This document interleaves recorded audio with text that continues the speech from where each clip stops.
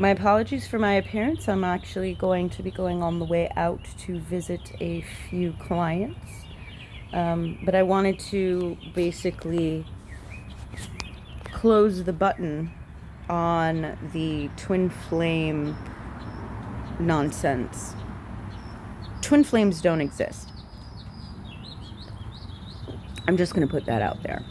The term twin flame came from an 1886 Victorian science fiction novel written by a fiction writer who wrote a novel that seemed to basically talk about the experience that you can have when you try drugs.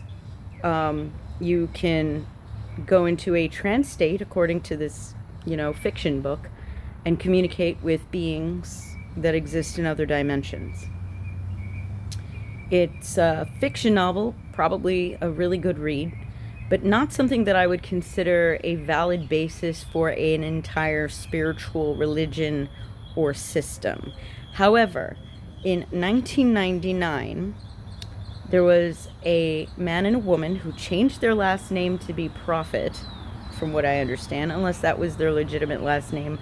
For some reason, considering they were spiritual gurus, I am incredibly skeptical on that. I haven't fallen too much into that rabbit hole.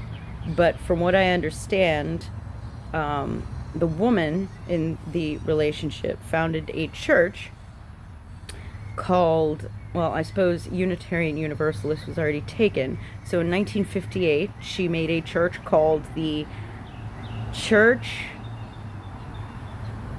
God, why can't I ever remember its name? Church Universal and Triumphant, or Church something and Triumphant. It was a church that eventually went insane and turned into a cult because she started saying that the world was going to end. She did have epilepsy and a few health issues that would create delusions, and she created the concept of a twin flame. In other words, what I'm trying to tell you is that the concept of the twin flame has no bearing in ancient teachings or traditions. As a witch, I make it my business to study these things, okay? It has no historic bearing or anything. It's a fairly modern concept based out of a fiction novel and then turned into a cult. And then Jeff Divine and Shamalama Ding Dong Divine, her real name is Megan, decided to turn that into a copy of a cult. So, but ultimately, the concept of twin flames is based on a science fiction novel. Now, if you cringe at the idea of someone considering being a Jedi as their religion, you should probably cringe at the idea of the twin flame. There is nothing in history of magic or occultism or spiritualism that talks about twin flames.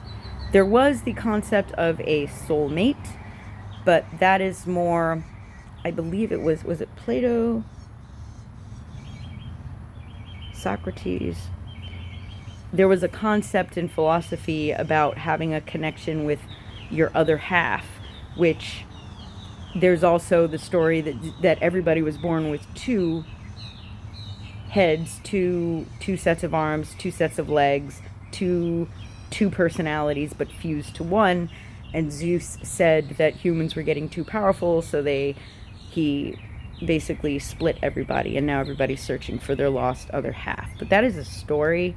That is not necessarily anything that is founded in religious discovery or fact. I mean, not that religion is even, or spiritualism in general is even anything worthy of being considered a science. I like to see it more as an interpretive art. When you look at a piece of abstract art, you interpret the emotion behind it based on what's inside of you. I like to see spiritualism and religion under the same light. You are your own masters. Don't let anyone else tell you what reality is. Trust your own perception. If you don't trust your own perception, you become grounded like you're in quicksand in your mind, and you're never going to get anywhere. You're not going to go forward. You're not going to fall back. You're just going to stay in one place. And I hate to quote Stephen King, considering that entire religions were based off of fiction writers, but hell is repetition. Don't bring yourself into hell.